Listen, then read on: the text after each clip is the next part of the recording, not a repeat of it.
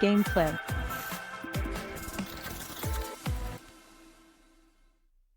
What's good, everybody, and welcome to Game Click, the literal blackest video game podcast in the industry. Oh, what? I like that. I like that. I would hit that kind of dances to the intro. You know what I'm saying? But then I like the intro. My bad, please. We like as you were. We like to let them know up front. This podcast is so black, it's challenging the other podcasts to go one-on-one with the Undertaker player.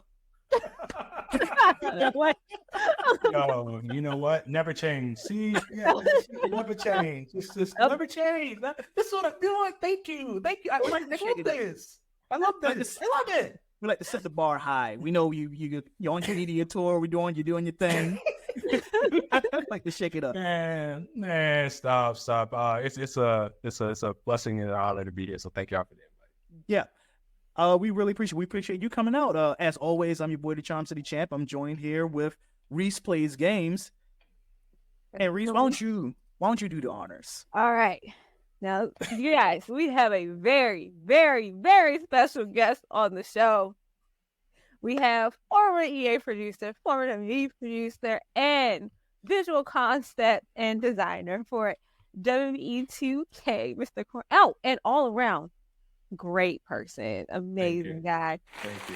Cornell Gunter. How are you feeling today? Well, first off, Reese, thank you so much for the little intro. I appreciate that. Mr. City Champ, thank you so much for opening the door to allow me to come through on the platform. But no, I'm doing great. I'm very excited. It's 2K season, WWE 2K season. So everything is peak, everything is high right now. But I'm very, very, again, grateful to be here to talk. Reese is my dog, man, and I've been seeing her journey, especially getting into the content space. So it's amazing to see her really step outside and do the things that she says she wants to do. And Mr. Charm City, I've been watching you staying interactive for a long, long time. Shout out to Reese. I'm not gonna lie, Reese definitely put me on and told me, yo, look out for this. It's a good platform, and he does good content. So I'm happy that it's a full circle moment right now. So I'm happy to be here. Thank you guys so much. Yeah, no, I really appreciate it. And like you said, if you've been watching, I am 2K's biggest defender. I'm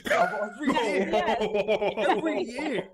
Well, listen, let's not start off like that right now, okay? You gotta let it build. You gotta let it build. That's true. You can't come out of the game and be like, I'm here. Yeah. Listen, right now, I don't need the heater, but probably by the end, I might need a heater. Yeah. Well, before we start talking about 2K, I want to give people out there the opportunity to get to know Cornell, yes. Right? So I got a question here, one that I know you haven't gotten all day. Mm-hmm. Okay. I wanted to take advantage of the fact that you have experience both as a video game designer and as a WWE producer. Yes, sir. So I got a list of video game characters here. I want you to have your producer, your booker hat on. Okay. And I want you to pick a current or legend WWE superstar. Yes. Who would be this person's first rival? Oh, okay, cool. Let's take that. Okay. All right. So, and this is supposed to be like rapid fire. So okay. Let's start with Kratos from God of War. Ooh, Oba.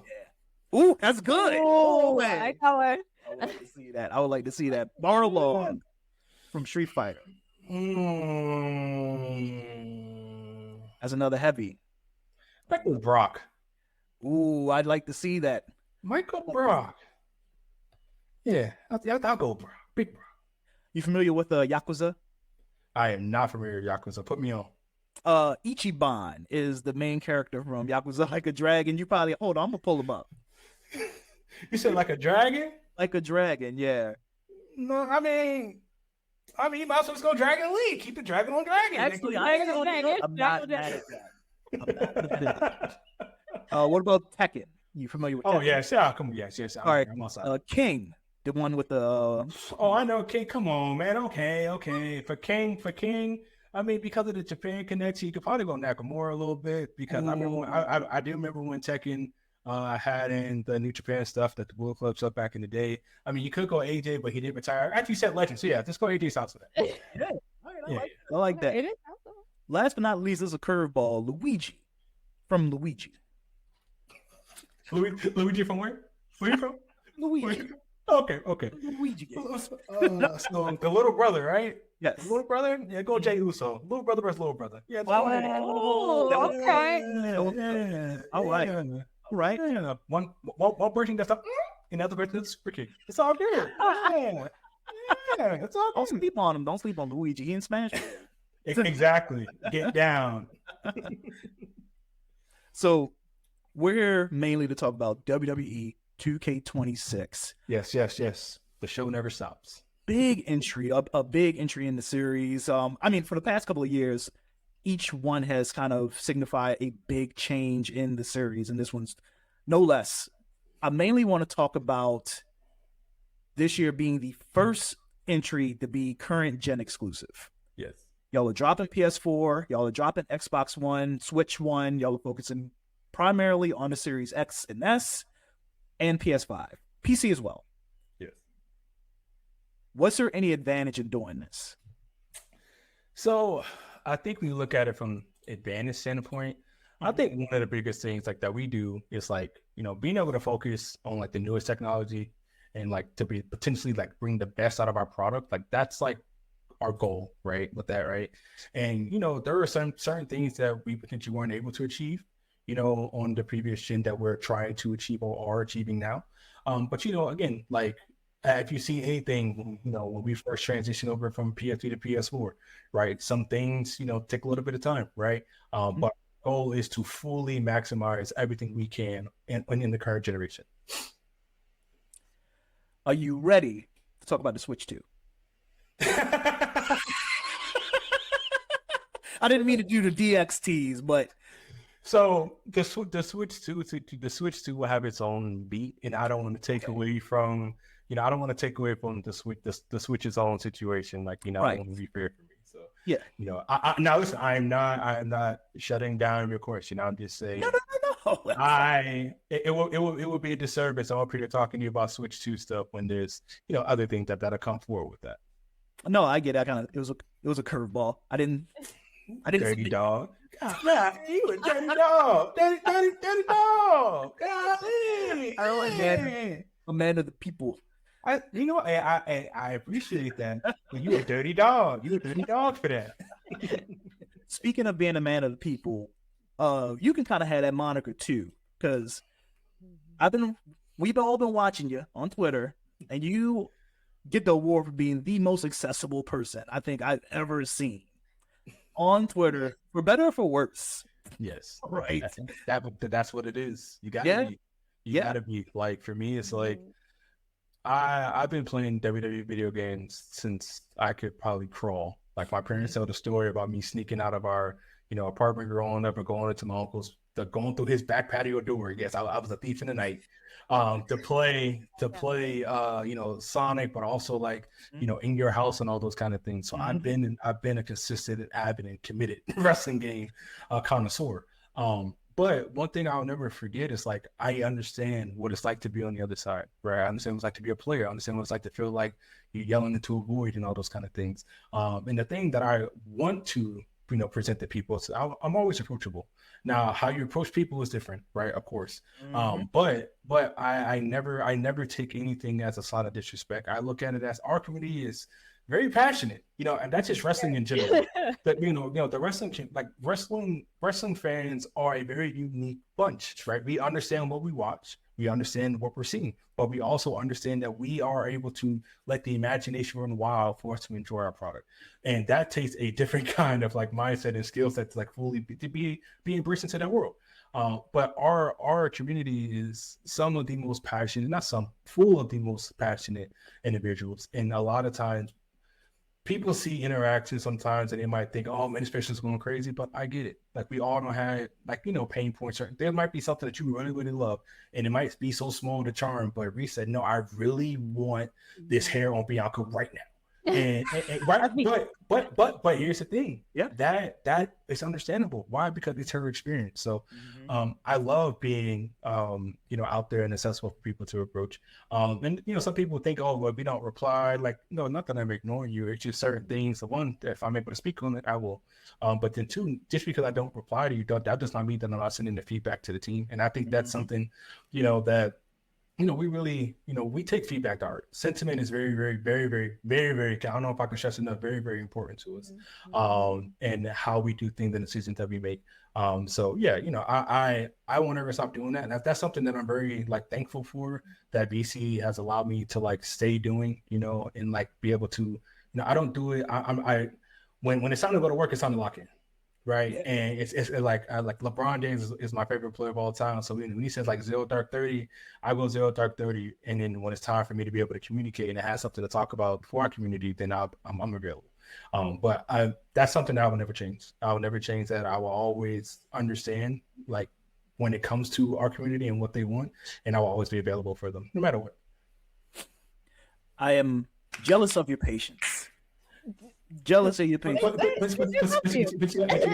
But see, you gotta understand again, it's when you're on the other side, right? There's a lot of stuff going on in the world, and I know there's another platform for that, but there's a lot of stuff going on in the world. And one thing for me that I would never want to do is make somebody feel like their effort to obtain a video game, it's just that. It's oh, well, they got my money or whatever. No, man, I care. I know I do.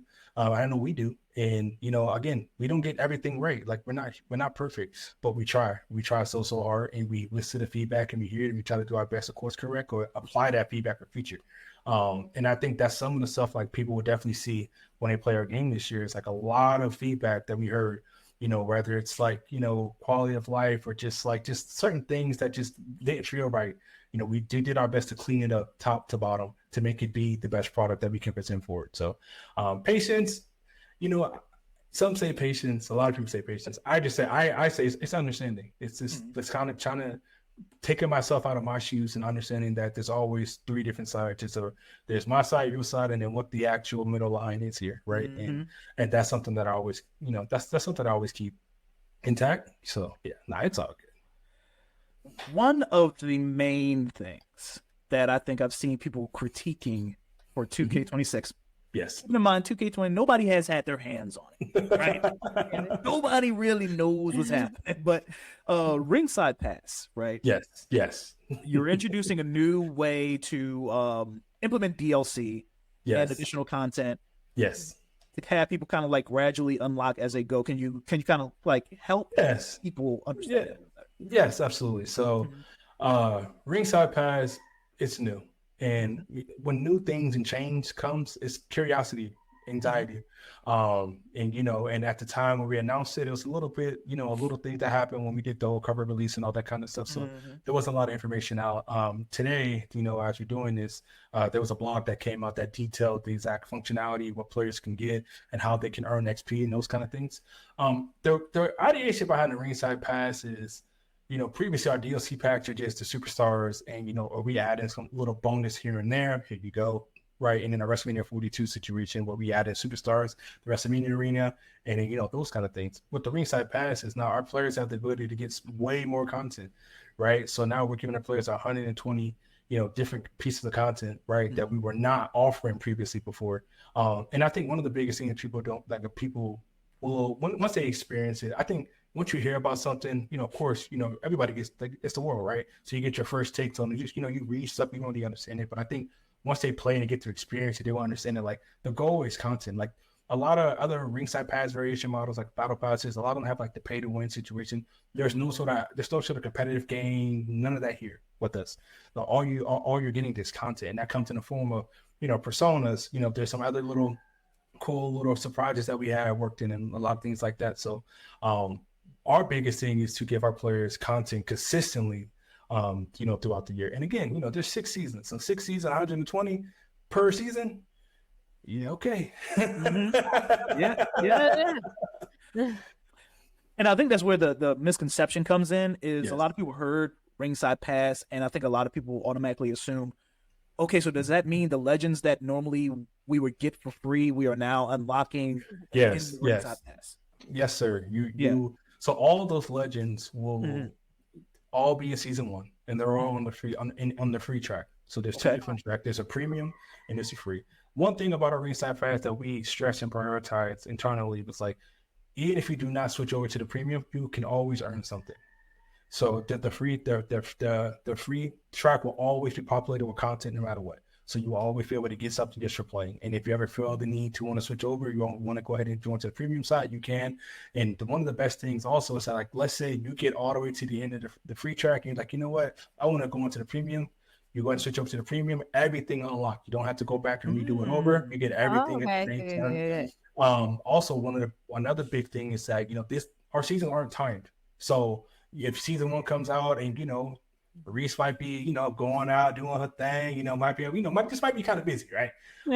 But and she might not have enough time to go back and play season 2, but then season 3 comes out. She's like, oh, you don't have to worry about that. That's all there. You can go back and go ahead and finish that and do all those kind of things. And like, so I think that's, again, I think when people see, the model of the Ringside Pass and what they're used to, of course, it's a change, right? It's not what they're used to. But our biggest thing, again, our focus is just bringing our community content. The one thing they always ask for is more content. We want to be able to keep people engaged throughout the year. We don't want people to be like, oh man, after about 3 or 4 months, man, I'm tired. No, we want to be able to keep you excited. And I can assure you, this Ringside Pass, I'm not going to spoil anything, but I'll just say this: the Ringside Pass is going to surprise a lot of people. Ringside Pass is going to surprise a lot of people about what we bring to the table, and I think people are going to be like, oh, there's going to be a lot of wows. There's going to be a lot of wows by the time this whole thing is done. Can we talk about the island?